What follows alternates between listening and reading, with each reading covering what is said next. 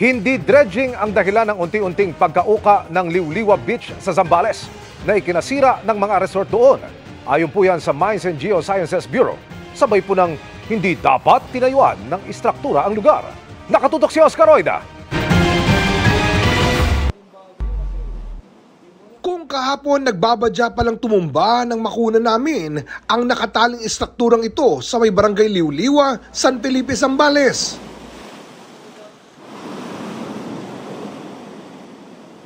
Kaninang umaga, tuluyan itong napatumba ng nagngangalit na alon. Kasabay nito ang tuluyang pagbagsak ng pag-asa ng resort manager na si Gladys. Dalawa na kasi sa minamando niyang resort sa lugar ang na-wash out ng alon. Lalo ako po, may anak po akong grade 10, may grade 5 and nasa SPED na sa bayan na nag-aaral. Kasi kami, tiga-baryo pa po kami. Malayo po ang baryo sa bayan. So yung panggastos namin araw-araw, dito lang namin din kinukuha po. Kaya napakalaki yung nawala sa amin ngayon. Sa ngayon, umaasa lang daw sila sa kung anumang may aabot sa kanila ng may-ari ng resort. Mabigyan kami ng pagkain, pasalamat na ho kami. Po. O, wala rin po sa ngayon kasi hindi na ho nag-ooperate. Lahat po ng mga tiga-baryo, San Manlupalop ng San Felipe, dito lang po sa Liwa nagtatrabaho. Dito lang po talaga umaasa. Kakaba-kaba na raw araw-araw ang iba pang resort owner sa lugar na baka ganun din ang sapitin ng kanilang negosyo. Si Jojo, mayat maya kung tutukan ang improvised riprap na ginawa nila pangontra sa alon. Nanbag namin to breaker sa alon para hindi pumasok. Para hindi pumasok ng alon. Kung ito nasira pa, diyan na kami maglalagay na. Advance na naman kayo papasok. Kanina, namataan namin ang mga tauhan ng Mines and Geosciences Bureau at PNP Maritime Unit na nagsasagawa ng pag-aaral sa lugar at kung ligtas pa ba itong puntahan ng mga turista. Para din po sa masabihan po namin yung mga ibang mga pupunta na siguro sa part na dito medyo hindi pa siya po pwedeng paliguan. Para din na rin sa safety ng mga turista na pupunta rito. Ang sinisisi ng ilang mga taga-resort sa nangyari ay ang anilay patuloy na isinasagawang dredging sa lugar. Nakunan nga ng GMA Integrated News ang sinasabing dredging sa may Santo Tomas River. Ayon sa mayor ng munisipalidad, malaking tulong ang dredging para maibsan ang pagbaha sa kanilang lugar, lalo't heavily silted na ang kanilang ilog. Manang bayan ng baha parati eh. Binabaha na kami dito yung river kasi if you will go to the upstream side, I think 20-30 meters higher yung riverbed than the land side. So, you see, lahat ng tubig sa bundok. Bago dadaan doon, dadaan mo na rito. Ayon naman sa Mines and Geosciences Bureau, hindi umano dredging ang sanhi ng coastal erosion sa lugar. Meron na pong coastal erosion before dredging. So therefore, by situational analysis, hindi mo dredging ang may problema dyan. Ano? Sabi ng MGB, malaking bahagi ng baybayin sa ilang bayan sa Zambales ay bahagi noon ng dagat bago pumutok ang bulkang Pinatubo noong 1991. Nung pumutok si Pinatubo, 7 billion cubic meters po ang iniluwa ng bulkan. Saan ang pupunta yun? Ano? Either tamunan ang mga nasa slopes ng bulkan, or pumunta ng dagat. Matter of fact, we have the shoreline 1 kilometer to the east ng ating shoreline ngayon. Ano? So ang abante sa San Felipe and San Narciso is 1 kilometer from the 1977 shoreline. Kaya nga raw itinuturing na unclassified land ang naturang lugar. Ang ating mga resorts dyan are standing on unclassified public land. Accretion po yan. So walang titulo yan. Dapat hindi yan nilagyan ng building kasi sa ating building code, dapat may titulo ka bago ka matigyan ng building permit saka ng electrical and water fixtures. The tenural instrument from the DNR. Hindi bigyan mo ng certificate. Patuloy naman ang pakikipag-ugnayan ng lokal na pamahalaan sa iba't ibang ahensya tulad ng DENR para alamin kung ano ang pinakamainam na gawin sa lugar. Para sa GMA Integrated News, Oscar Oida, nakatutok, 24 oras. Pagbaha pa rin bumababa o bumabara sa drainage ang isang bahagi ng construction ng ginagawang MRT-7 kaya nagbabaha sa Commonwealth Avenue tuwing tag-ulan. Sa Maynila naman, mabagal ang daloy ng tubig palabas ng Manila Bay dahil sa maliit na kapasidad ng dinadaanan nitong treatment plant. Ang mga hakbang ng gobyerno kaugnay niyan sa pagtutok ni Dano Tingkungko.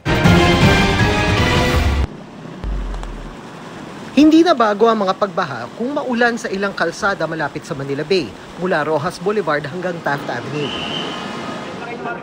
Kaya pansamantalang binuksan ang isang floodgate sa bahagi ng Manila Yacht Club ngayong may bagyo. Yan ay para bumilis ang daloy ng tubig papuntang Manila Bay.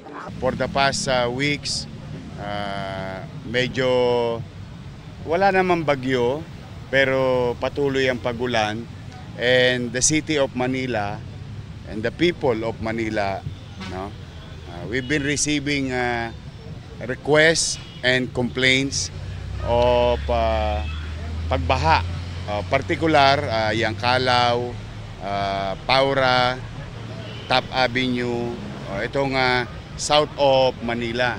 Nakita nga namin ni Chairman kanina na nung inangat, ayun, umagos yung tubig. Sa ngayon, hopefully, mabawasan na yung stagnant water somewhere in the east going to the west. Maliit kasi ang kapasidad o dami ng tubig na kayang salain ng sewage treatment plant. Bagaman yan nga ang punto ng estruktura at isa sa tugon sa mandamos order o utos ng Korte Suprema na tiyaking malinis ang Manila Bay. Para masalo pa rin ang basura ay maglalagay ng trash trap. Hindi kaya yung ng STP yung volume ng tubig na dumadating, kaya po nagkakaroon ng imbudo. Kaya nga po natin to binuksan ngayon para lang mapalabas muna during rainy season yung tubig kaagad-agad para po hindi maharang at magbaha. Umaasa ang MMDA na madadagdagan ng pondo para lakihan ang kapasidad ng treatment plant. Idudugtong din ang mga drainage ng Maynila sa drainage ng MMDA batay sa Drainage Master Plan na inaprubahan na ng Manila City Hall. Huhukayin din ang mga imburnal sa Maynila para mas maraming tubig ang mapadaloy rito. Sa Quezon City naman, natukoy ng sanhi ng pagbaha sa kanto ng Batasan Road at Commonwealth Avenue ang pagbara ng footing wall ng MRT-7 at mga basura sa outlet o daanan ng drainage. Inaalam naman ng MMDA kung tama ang impormasyon ng Quezon City Government na nakabara rin ang debris mula sa construction. Sinusubukan pa namin makuha ang pahayag ng MRT-7 contractor at ng Transportation Department. Para sa GMA Integrated News, Dano Tingkungko, nakatutok 24 oras. Suspendido ang lisensya ng TNVS driver na nagtangkang manaksak ng pasahero. Banned na rin ang driver sa app kung saan siya nabook ng pasahero. Ang nahulikam na insidente sa pagtutok ni Mark Salazar.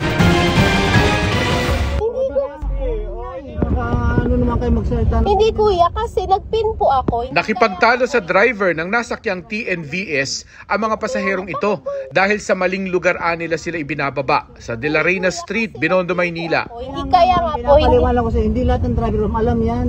Kaya nga, bakit po hindi po kayo? Bakit po kayo hindi? Gonggong sabi mo kuya. Bakit niyo po pinin? Ay, bakit po kayo nag-aano sa akin? Na kaya nga po may maps nga po kayo. Tinatanong ko nga kayo sa'yo, ma'am, di ba? Nagkamali lang ako doon, SP. Okay na yun. Huwag ka magsasalita ng gonggong. Mabilis uminit ang palitan ng salita. Parang kayong... Ano? Parang ano? Alam mo problema ba? Oh? May problema ba? Kuya! Sa kuha ng CCTV ng Barangay 293, makikitang bumaba na ang dalawang pasahero kahit hindi pa nakaparada ng maayos ang TNVS. Bumaba rin ang driver at inabot ang sukli. Ayon na rin ito sa pagdidetalye ng babae sa kanyang barangay blotter. Pero makikitang tuloy ang pagtatalo hanggang sa bumalik ng kotse ang driver at kumuha ng kutsilyo at inamba. Itinulak ng babae palayo ang kasamang lalaki sa kahinarap ang driver. May ibang umawat kaya umalis na rin ang TNVS driver. Napanood ito lahat ni Transportation Secretary Vince Dizon. Nung nakita namin yung video ng TNVS driver, immediately pinasuspindi natin kagad yun. No? And then pinashowcase natin yung TNVS. Sa InDrive ride-hailing app, nag-book ang mga biktima. Kaya sa InDrive ipinadala ng LTO ang show cause order laban sa driver. Yun nga po ang nakakalungkot kasi we have been trying to contact the driver since we learned about the incident. Kaso hindi po siya sumasagot eh. Suspendido ng 90 days ang driver's license ng TNVS driver na pwede pang makansela depende sa kalalabasan ng investigasyon. No, every time may mag-report, automatic na yung action ng gobyerno dito. They don't even have, LTO, LTFRB don't even have to tell me. I have given them authority to just do it. Hindi rin inaalis ng DOTR ang responsibilidad sa mga ride-hailing apps kapag mali ang asal ng kanilang driver partners. Clearly, meron silang kailangan gawin kung yung mga driver nila mananaksak ng pasahero. We have already sent the show cause to InDrive and they will have to explain this.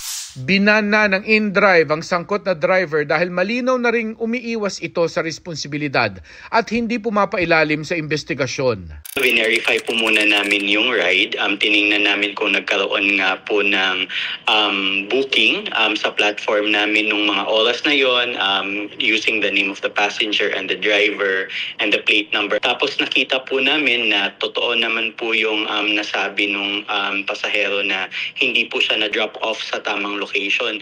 Lumalabas din sa investigasyon na ang suspect ay TNVS driver din ng iba pang ride-hailing app. Inalarma na ang lahat ng apps na tanggalin sa kanilang sistema ang hinahanap na driver. Para sa GMA Integrated News, Mark Salazar, nakatutok 24 oras. Magandang gabi mga kapuso. Ako po ang inyong Kuya Kim na magbibigay sa inyo ng trivia sa likod mga trending na balita. Viral ang isda sa isang breeder mula sa Tarlac. Kahit kasi na ang ulo nito'y nakagat at nagka-infeksyon pa ang sugat, staying alive pa rin ito.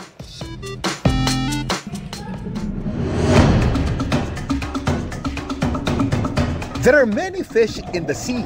Pero nakakita ka na ba ng isdang may bukol sa ulo? Kapag mas malaki ang bukol, mas maganda raw ang isdang ito. Ito ang flower horn. Si Adrian, hilig mag-alaga nito. Marami po akong alaga po.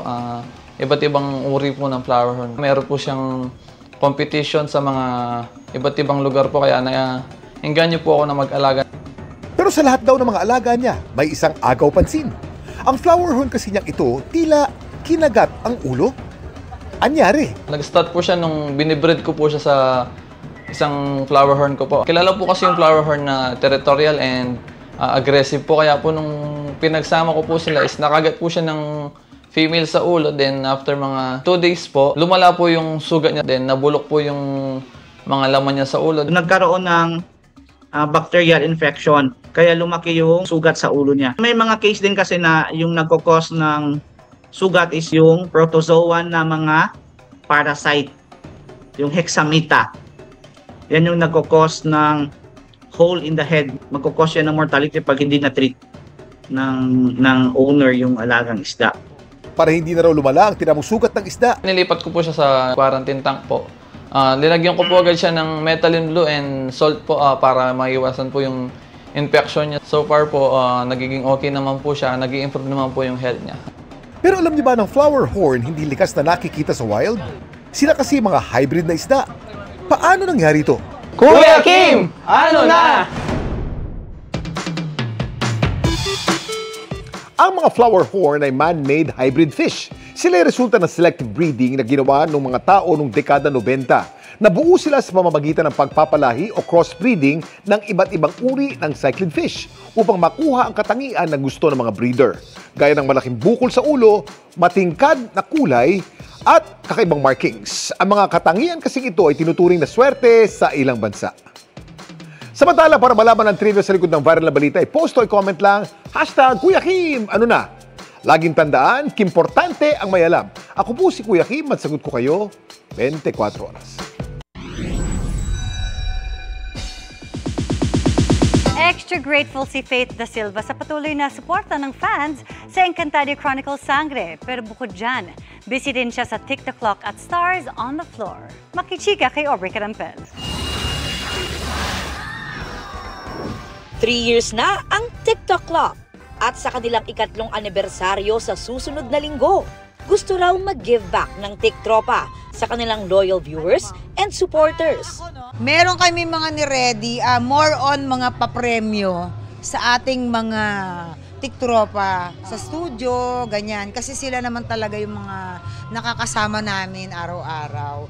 So, may budget kami para sa kanila. Dahil 3 years na ang TikTok Lock, times 3 ang mga pa-preview natin, times 3 ang mga pa-blessings, at times 3 ang kasiyahan na ipoprovide namin. Bukod sa TikTok Lock, magkasama rin sa Stars on the Floor sina Mamang Pokwang at Faith.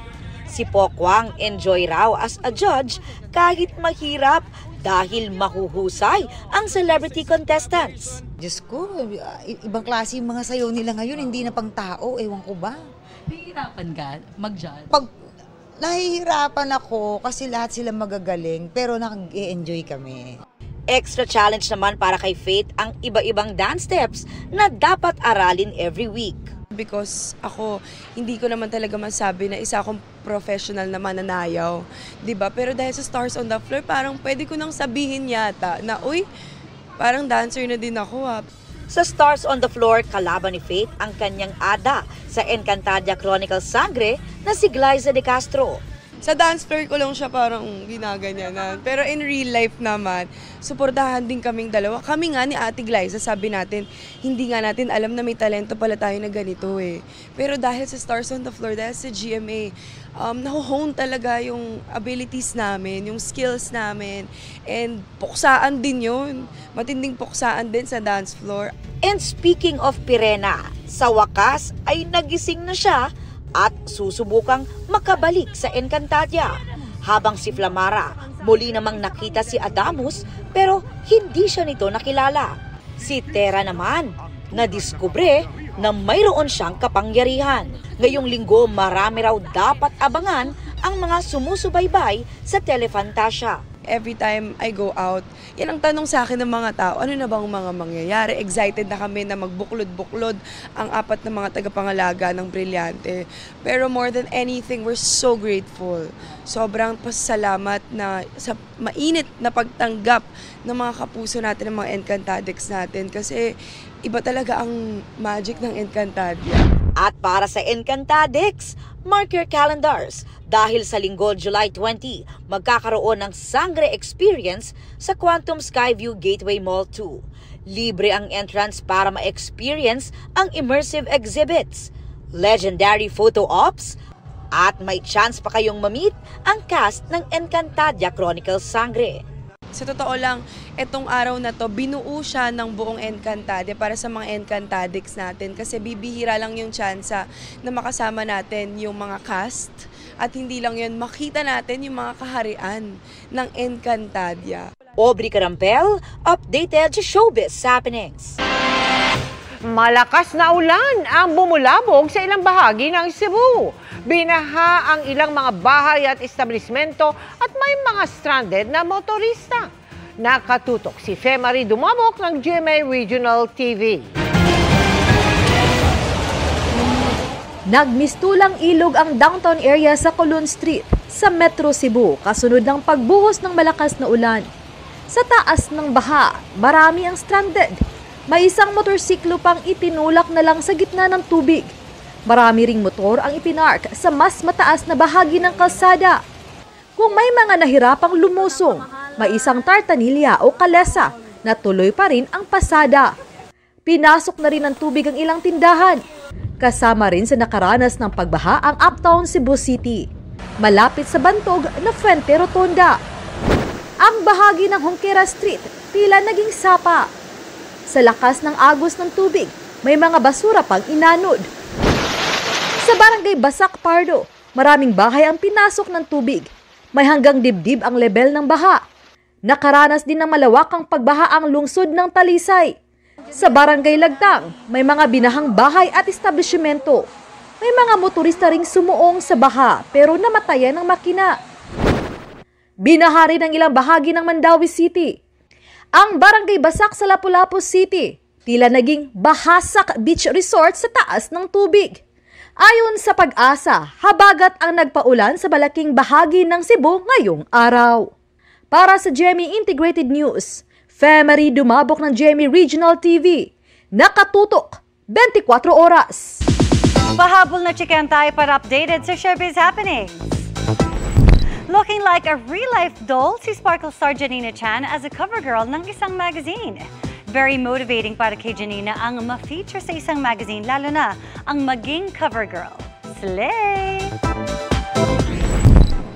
Nagbabalik sa GMA Music ang singer, actor, and comedian na si Jano Gibbs. Officially sealed ang major milestone na ito sa pagpirma ni Jano ng contract kasamang mga opisyal ng GMA Music. Ayon sa pinakamagandang lalaki and fallen hitmaker, happy and excited siyang muling iparinig ang kanyang mga kanta. In his element, si PBB housemate Dustin Yu sa shinare niyang beach photos online. Pinusuan ng fans ang quick breather na yan ni Paps sa gitna ng kanyang busy schedule. Ibinahagi rin ni Big Four housemate Charlie Fleming ang kanyang sun-filled day sa Boracay. Halatang na-enjoy ni Charlie ang first time na pagbisita niya roon. And that's my chika this Wednesday night. Ako po si Iya Arellano. Miss Mel, Emil. Salamat sa iyo, Iya. Thanks, Iya. At yan ang mga balita ngayong Miyerkules. Ako po si Mel Tiangco para sa mas malaking misyon. Para sa mas malawak na paglilingkod sa bayan, ako po si Emil Sumangil. Mula sa GMA Integrated News, ang News Authority ng Pilipino.